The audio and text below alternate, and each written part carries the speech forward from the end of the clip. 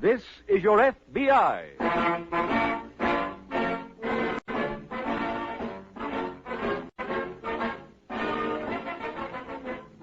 This is your F.B.I., the official broadcast from the files of the Federal Bureau of Investigation.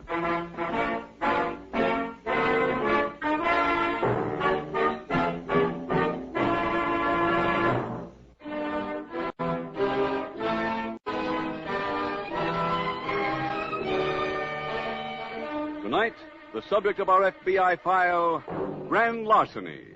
Its title, The Skyway Man.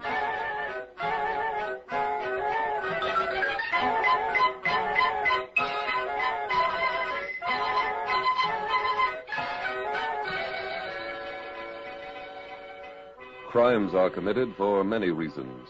Revenge, fear, ignorance, hate. But the greatest number are caused by greed.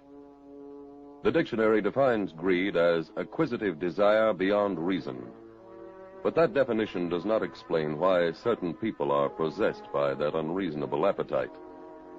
For the explanation, we must go to the field of psychiatry, which tells us that in the case of many adults, greed is a result of insecurity stemming from their youth. Insecurity which often is a result of a lack of affection by parents toward a child. Sometimes it is a result of overprotection of a child by parents. The insecurity coming when the child goes out into the world and finds himself unable to cope with a society which does not give him similar overprotection. This message is brought to you so that parents in the homes into which this program is coming may learn what they may do today to well determine whether or not a crime will be committed 10 years from now.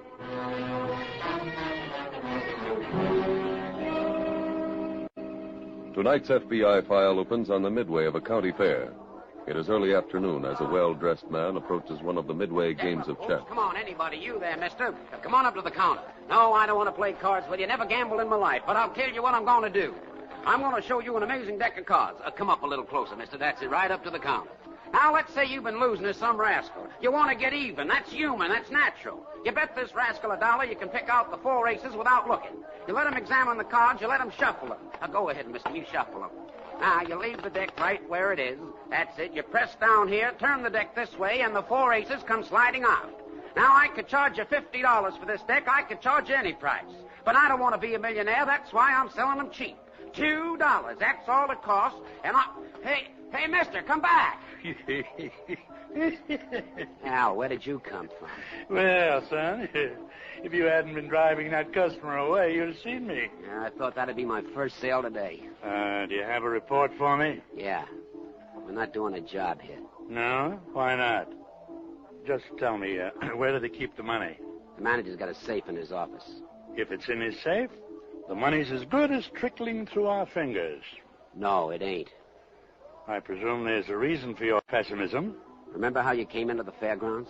Certainly I do. Of course. That's the only gate, and the road from town is the only road. There's no getaway. Ah, there must be. Do you feel like gambling?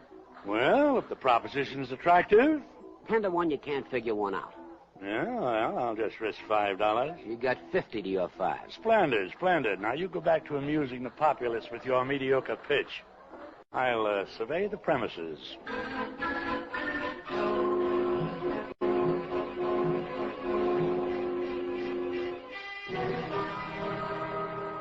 That same afternoon, at the FBI field office in a city some miles away, Special Agent Jim Taylor approaches the desk of Agent George Bentley. Hi, George. Oh, hello, Jim. This is one fugitive we won't have to worry about for a while. He got 30 years this morning. We've got a couple of new ones on our hands. Oh, who? A case the SAC just put us on. Several county fairs and carnivals have been burglarized in the past 6 months. Yeah, so I saw in the bulletin. Well, we know definitely the same safecracker worked in 4 different states because he left fingerprints behind each place. That'd probably mean the loot was transported interstate. Yeah, I guess so. Any ident on the burglar? No, but we do have evidence there are at least 2 men. A watchman up in Oregon saw them run after one of the burglaries. How come we were alerted? Well, as the watchman approached the shack where the safe was, he heard the burglars talking. One of them said something about coming here. Oh. Where was the last job? Oregon. Our office there is working on it. I thought we'd cover the transportation terminals here. If we find an ex-safecracker on any passenger list, it just might be a lead.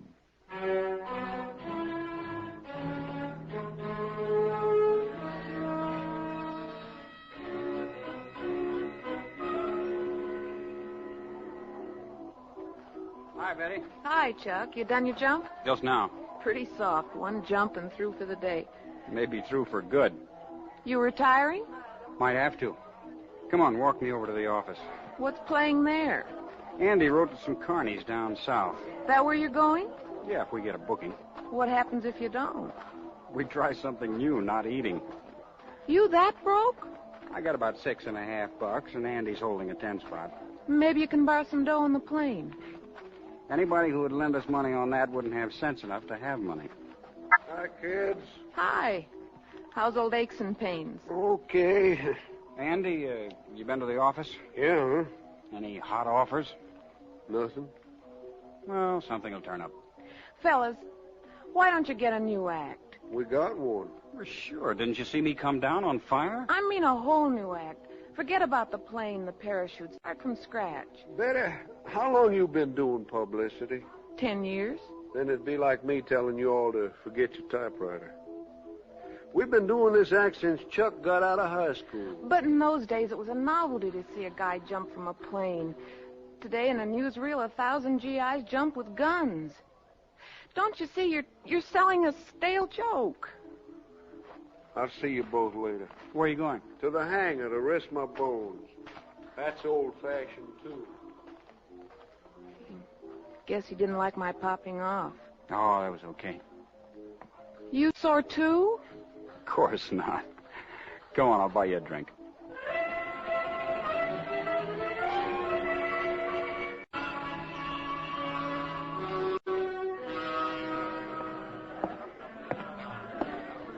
Hello there. Greetings, Roy. Oh, hi, Al. Sit down. Thanks. Well, Been over the whole layout already? yeah. And the outlook seems to appear gloomy. After this, when I say there's no getaway, don't bet me. Here, I ordered this drink for you. Oh, thanks, John. Thank you. Good luck.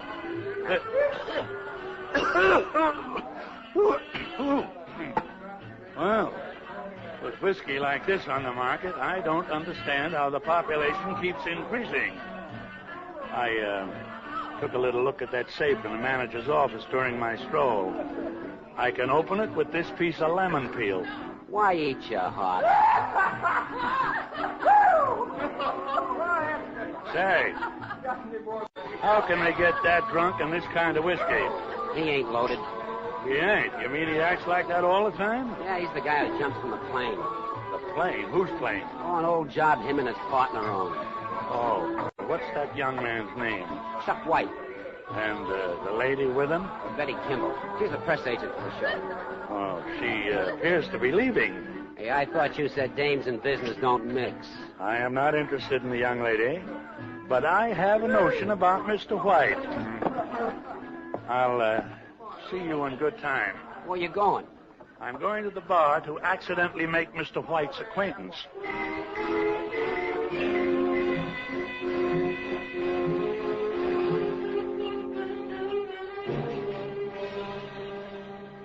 Tracking down suspects is never an easy job, and this case proved to be no exception.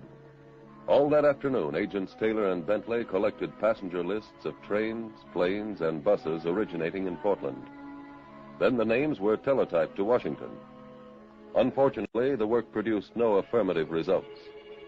That meant your FBI still faced the same problem. The job of apprehending two criminals without knowing their names, descriptions, or whereabouts. George, we've got a lead. What's that, Jim? $5,000 of the loot stolen from the fair in Oregon had just come from the bank. New money? Yeah, and the Portland office got us the serial numbers. Here's a copy for you. Mm-hmm. SAC had me send those serial numbers to all transportation terminals. Oh, fine. Here's a list in return. Oh, what's this one? Every fair, carnival, and amusement park in our territory. Hey, that'll... Oh, I got it. Okay. Taylor speaking. Yes, sir, that's right.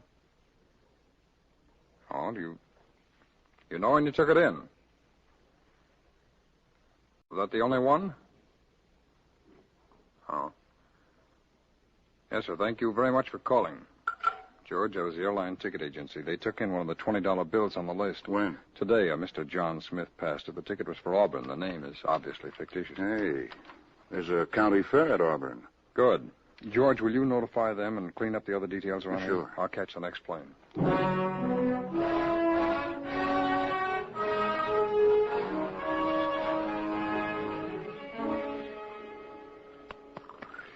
Andy. Andy. Up and at 'em. Come on, come on. Pain in the back of my neck. Wait till you hear the news. I was at the saloon on the Midway, and I ran into somebody named Mr. Williams at the bar. Yeah? He'll pay us $300 to take him to Lake City. In old-fashioned money? Yeah, get up. Oh. Come on. What shows is Mr. Williams with? None. He missed his train back to Lake City, and tomorrow's his boy's birthday, so he's got to get home. Yeah, I like that boy of his. He already paid me. Look. Where's Mr. Williams now? Shopping for a birthday present. When's he want to leave? Sometime tonight. Well, that'll give me time. For what? A way of healing my neck. A nice warm poultice of new $10 bills.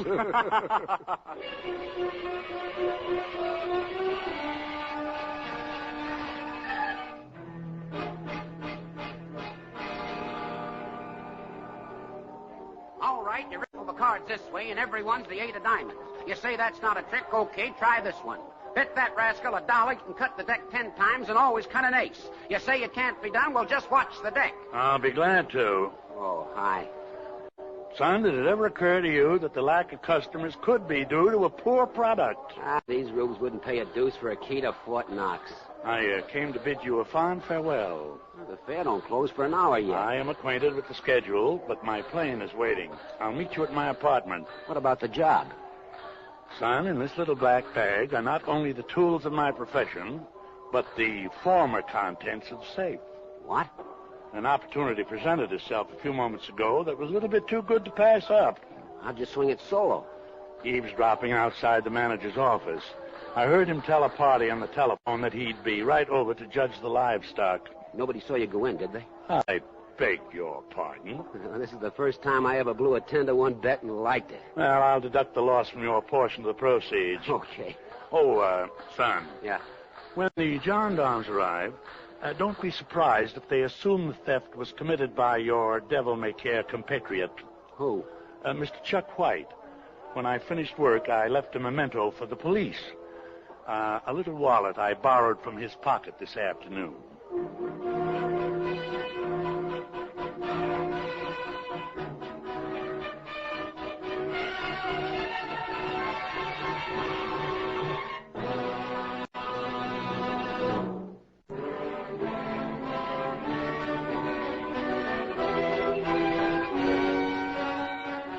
And now back to the FBI file, The Skyway Man.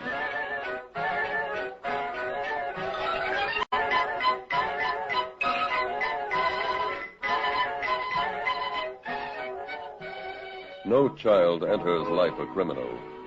Yet today, approximately 1 person out of every 20 in the United States has a fingerprint arrest record in the Washington files of your FBI. In tonight's case, you see 2 of those people, an older criminal and a young man in his 20s. Each is a confirmed lawbreaker. Why? Actually, the sources of crime in America may be sought in 3 directions. In the abnormal personality traits of the criminal, in the general culture of American society, and in the abnormal physical or social conditions under which the criminal has lived. Of those, perhaps the most important is the last, the physical or social conditions under which the criminal has lived. Each person is a product of certain influences, and it is axiomatic that home life and parents rank at the top of those influences. If you are a parent, what are you doing to help prevent your child from becoming a criminal of the future?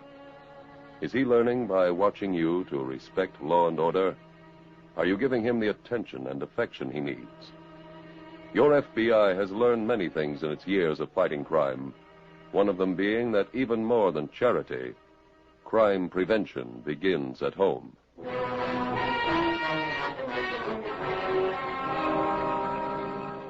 Tonight's FBI file continues later that night at the county fairgrounds.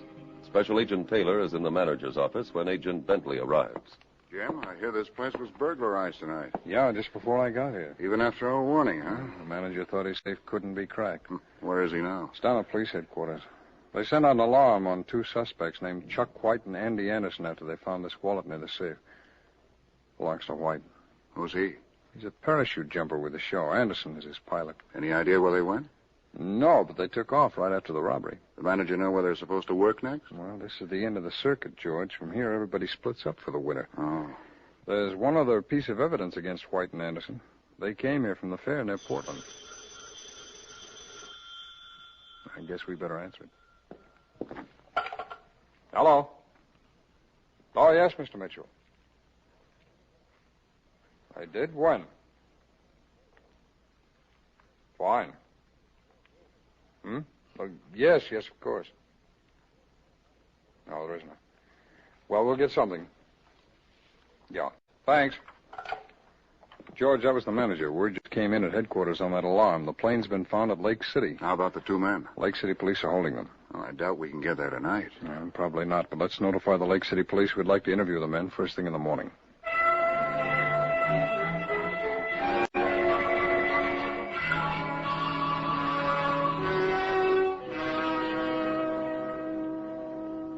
Mr. White, you claim you have no idea how your wallet got into the manager's office, huh? That's right. When do you last remember having it? I don't know. Wallets are for keeping money in, so I didn't get to use it a lot.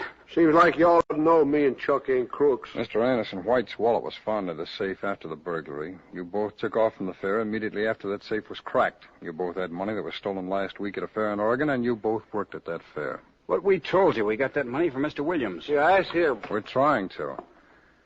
Oh, hi, George. Find anything? No. We've checked every Williams in the phone book and on the voting records. Today's his boy's birthday. That didn't help. Neither did that description you gave. You men know anybody who can prove there is such a man? No, I'm afraid not. We saw him and spoke to him. Don't that prove he's real? Well, I'm sorry, gentlemen. I'm afraid the evidence against you is pretty strong.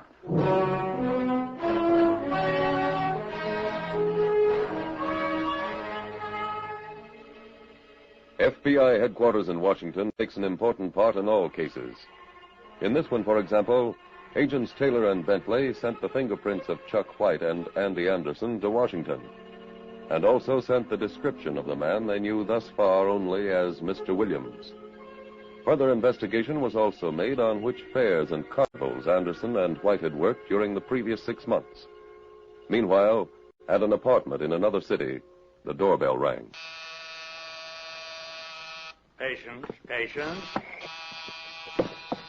Coming. Hi, Al. Well, Roy. Come in. Say, did you have any trouble brushing the 2 patsies?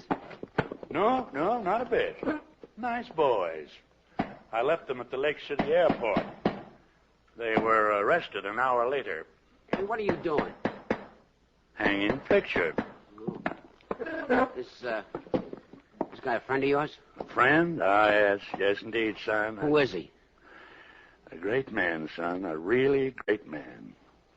Son, that was Robert Adams, the father of American safecrackers. I never heard of him. Ah, it's too bad, yes. He was rather neglected in the history books. Quite a pity. Why, do you know, the reward on him was more than most men can steal in a lifetime. Oh, I don't know. We ought to be pretty fat in the loot department. Where you got it? It's right over there on the table. It's waiting for you, the large envelope. How much is there? $8,000. Oh, brother, I can't wait to start spreading it around New York. New York? Yeah, I shipped my trunk up there, and I got a room waiting at a hotel. Roy, there's no point squandering the money that you work so hard to get. Now, listen, you take my advice. I wish somebody'd given it to me when I was your age. Yes, sir. You get married. You get married to some nice girl like that nice little girl up in Oregon. She's in jail. Oh. Well, there are other girls around. The place for you to go is south, my boy. There are plenty of carnivals running down there. You try to find one in Georgia or Florida. I still need them. For what? Well, I don't know. I suppose it's just an old man's pride. But before I retire, I would like to crack at least one safe in every state in the Union.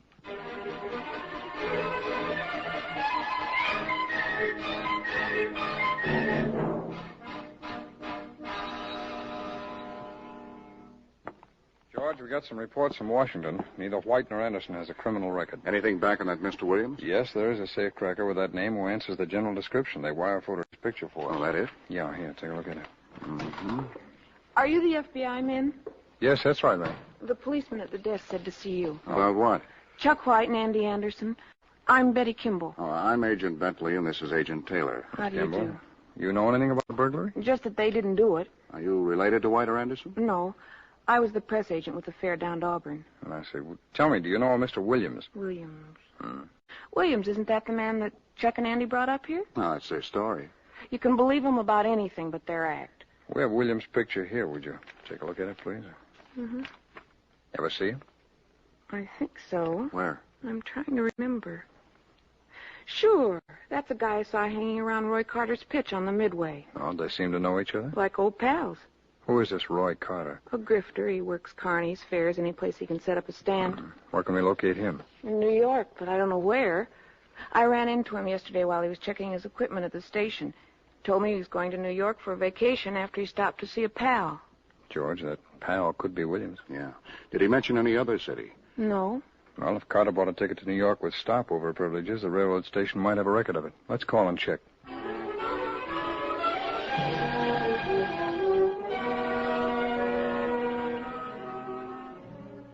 George, the railroad says Carter's ticket allowed for a stop at Oakville. Oakville? Al Williams was arrested there last year. Oh? And Washington sent this teletype. Those unidentified prints on the 4 safes are Williams. Well, then he probably did this last job, too. Yep. And they also learned that Roy Carter operated concessions at all the fairs and carnivals where the robberies were reported. Well, that ties them both in. Come on, we're going to Oakville.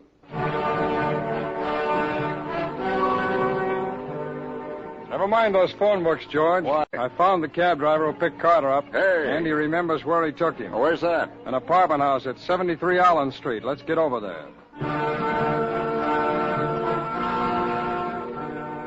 Janitor says Williams left town yesterday. For where? He doesn't know, but he told me Carter visited Williams a few days ago. They live together? No, but, George, if they're back in action, maybe we can find out where. Let's get to a phone.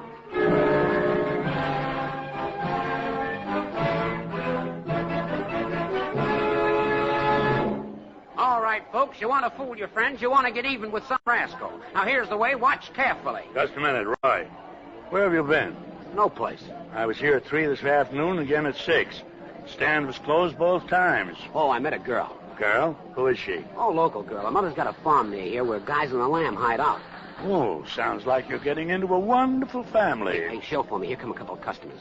All right, folks, here's the magic deck. You always get an 8. See, here you are, mister. You shuffle. We didn't come here for that, Carter. We came for you. You too, Williams.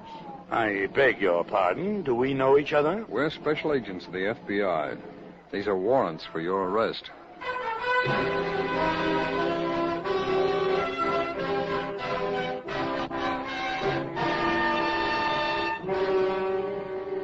Roy Carter and Al Williams were convicted of interstate transportation of stolen property and sentenced to federal prison. Special Agents Taylor and Bentley learned the name of the carnival at which Roy Carter was working by calling the railroad station in New York.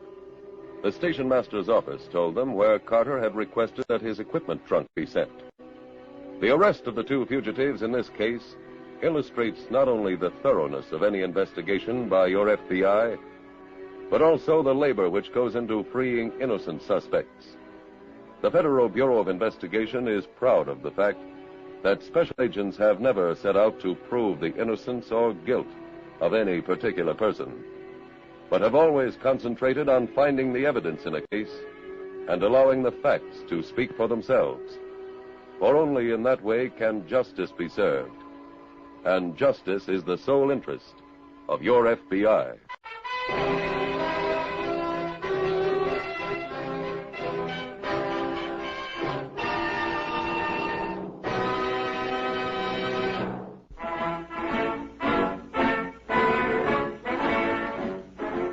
The incidents used in tonight's broadcast are adapted from the files of the Federal Bureau of Investigation. However, all names used are fictitious, and any similarity thereof to the names of places or persons, living or dead, is accidental. This is Your FBI is a Jerry Devine production.